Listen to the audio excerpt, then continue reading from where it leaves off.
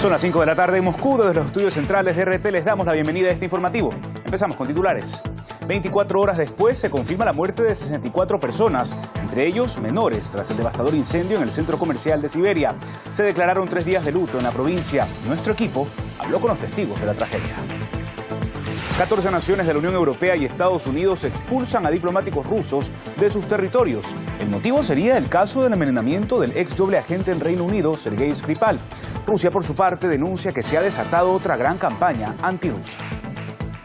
El expresidente catalán comparece esta jornada ante la justicia de Alemania, que tiene en sus manos el futuro del líder independentista tras su detención en territorio alemán. Dicen que la decisión será tomada después de Pascua. La región siria de Guta Oriental a un paso de la calma. Los últimos radicales que aún quedan en la ciudad de Duma estarían dispuestos a deponer las armas y abandonar la localidad. Así lo informa el Estado Mayor de Rusia. Media hora de noticias. Empezamos ahora.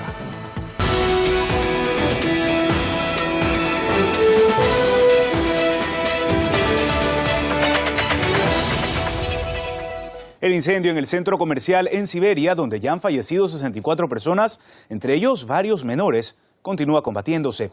El ministro de Emergencias de Rusia confirmó que los bomberos y equipos de rescate siguen operando en el terreno. Veamos algunas cifras de esta tragedia.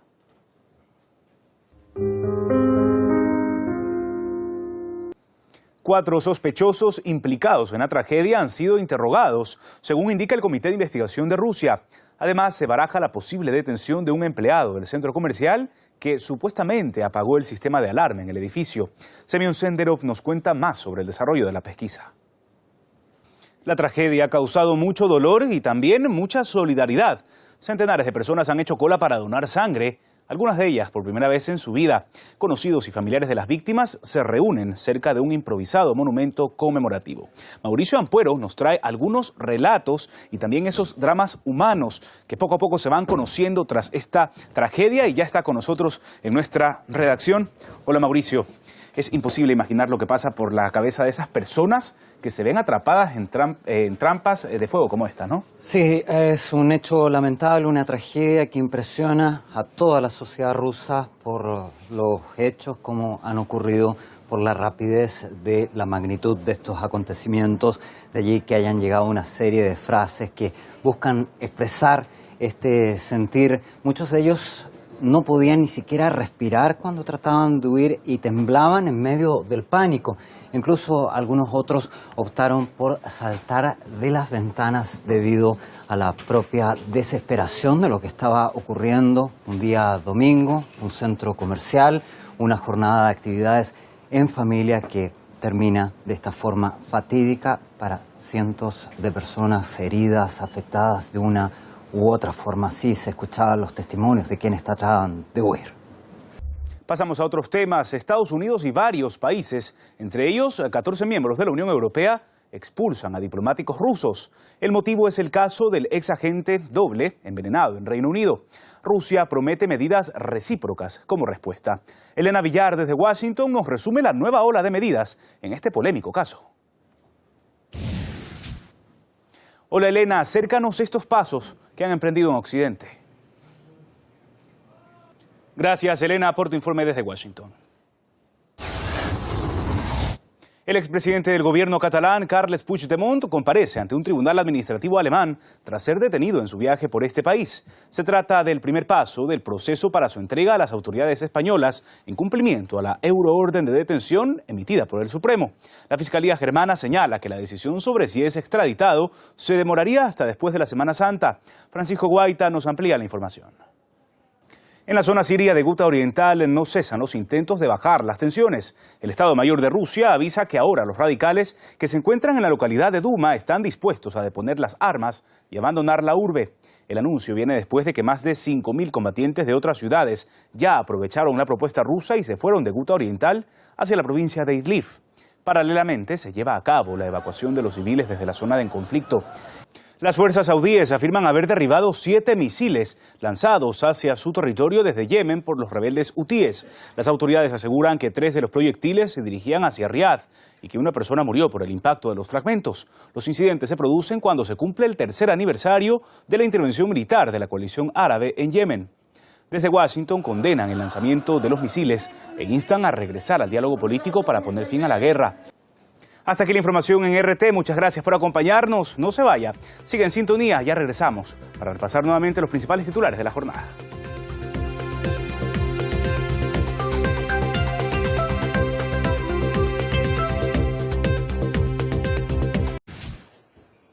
Fernando, qué gusto saludarte. Platícanos cómo transcurrió la audiencia en esta jornada.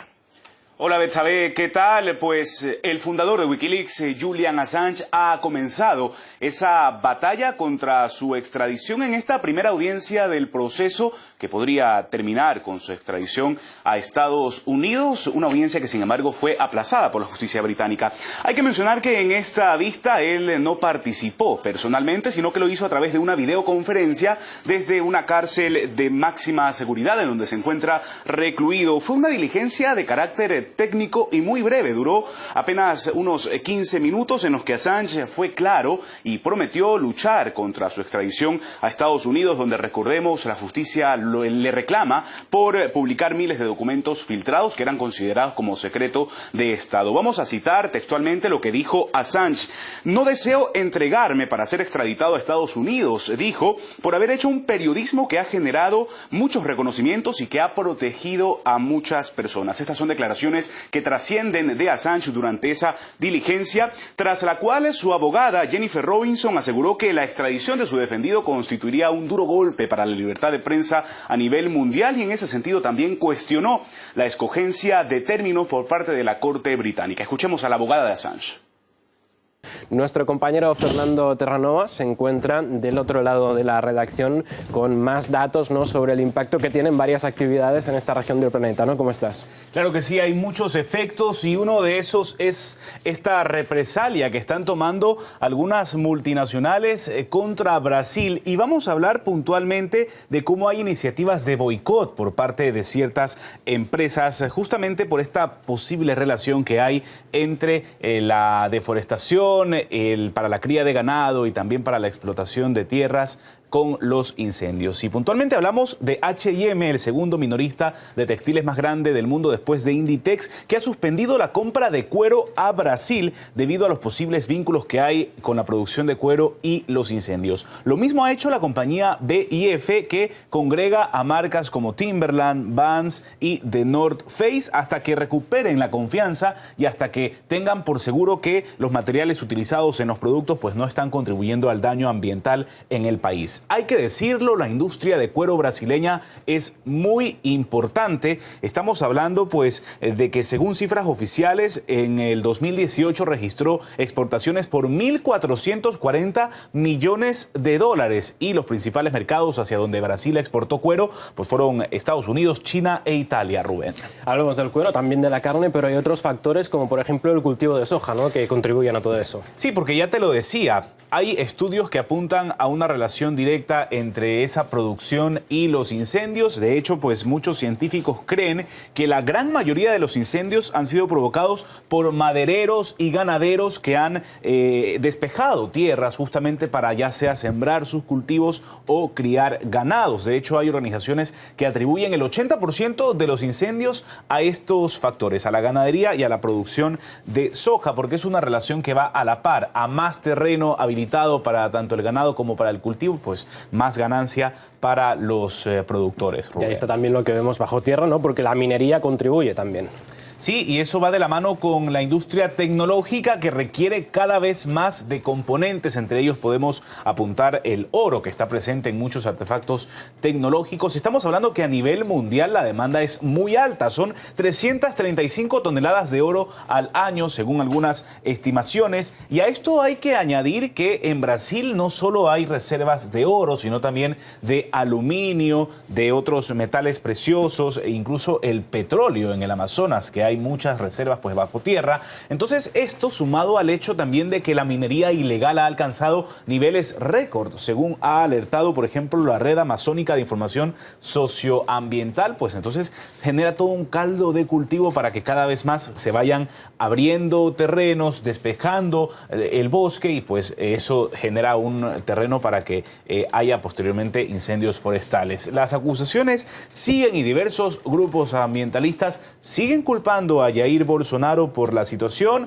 Supuestamente lo acusan de permitir que los madereros, agricultores y demás productores quemen la vegetación para despejar la tierra. Hay que tener en cuenta también que con tantos millones de dólares que mueven tanto la industria del cuero, de la carne y de la soya, pues por supuesto que hay grupos de presión que están ahí haciéndolo todo lo posible para tener más ganancias, Rubén. Bueno, veremos cómo evoluciona la cuestión. Gracias, Fernando. También conversamos con Luis Novoa, profesor de la Universidad Federal de Rondônia, que considera que las industrias que se desarrollan en la Amazonía crecen sin respetar ningún tipo de acuerdo.